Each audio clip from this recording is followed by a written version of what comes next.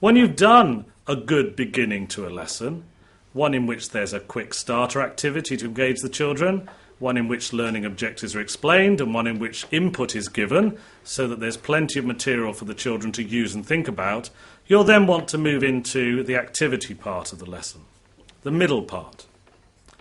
And when you're setting up activities, it's very important to explain them in detail, clearly, and also check for understanding, to check that the learners know what it is they're going to do and how they're going to do it.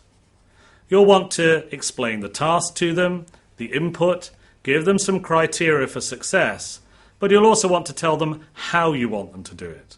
Will they do it in pairs? Will they be allowed to talk? Will they do it on their own? Okay, so now we're going to move into the activities that I want to cover this lesson. If you remember the lesson objectives at the start, we're going to look at the poem in more detail now, and then we're going to look at starting to create your own poem towards the end of the lesson, and then we're going to carry on with that for homework. But let's just look at the poem itself now. Can you make sure it's all in front of you? And you might want to keep your pencil in hand, because some of the things I say or someone else says you might want to just make a quick note of. I'm going to ask you, again, to work in pairs. And we'll have the three here again, if that's okay.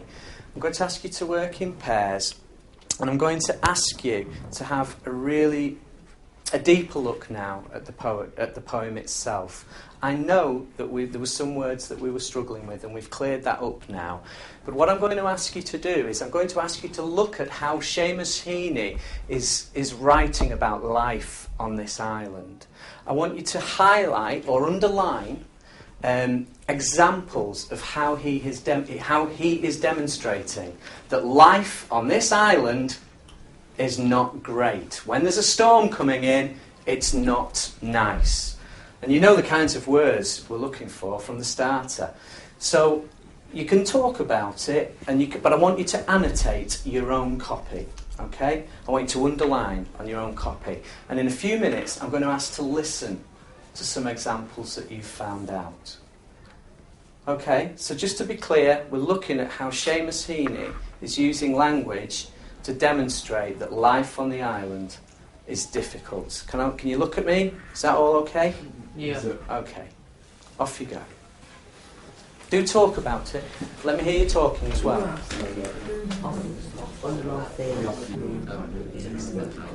Yeah.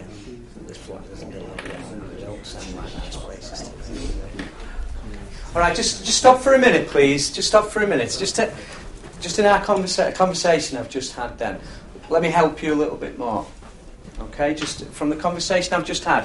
When we're looking at this idea of the island and how Seamus Heaney is using the language here, maybe you can think about how he is describing the landscape, first of all. How is he describing this place from a physical point of view?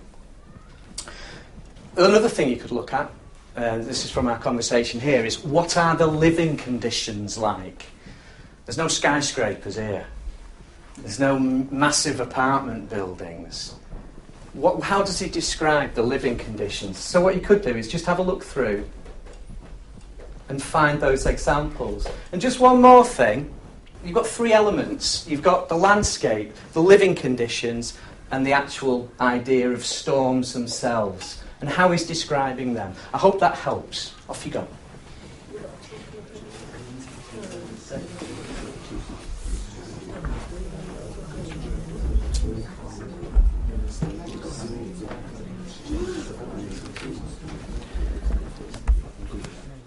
Can someone just give me a reaction then to the second objective? Can you describe how the poet makes life seem difficult? Yes? It makes it seem like a war between the people and the storm. It makes it seem like a war between the people and the storm. That's great. Has anyone got anything similar to that? Or would anyone like to comment on that? Another example then. Thank you, that was excellent. Oh, sorry, yes. It says it's a huge nothing that we fear. It's a huge nothing that we fear. Thank you for that. What does that mean? What does that mean? It's a huge... If it's nothing, why are we fearing it? It's a huge nothing that we fear. Go on then. It's kind of letting you know that something's going to happen, but they can't actually do anything about it because it's a storm, like it's nature, and you won't be able to change.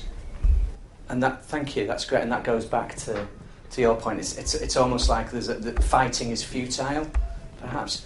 That's great. What other? Did anyone go beyond where we've got to here? Is there any other ideas that we have? Yeah.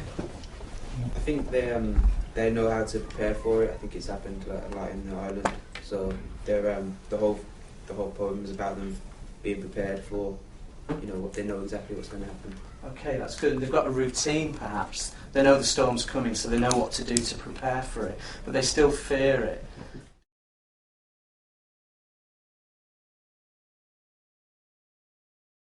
I just wanted to ask you a couple of questions about that first activity that we saw in the middle part of the lesson. I noticed how you sort of stopped the learners in the middle of what they were doing to give them some more input. What was happening there, and why did you do that? I had a conversation with one of the groups, and it became apparent that actually they were struggling a little bit with the task, whereas the rest of the class seemed to be okay. So I had a quick conversation, and I had to think really about how I could help that group, but also offer some support to the rest of the class as well. So I came up with those 3 points really about the landscape, living on the island, and the storm itself. And that kind of linked back into the starter as well. So offered those children who were struggling, just that help that I think that they needed.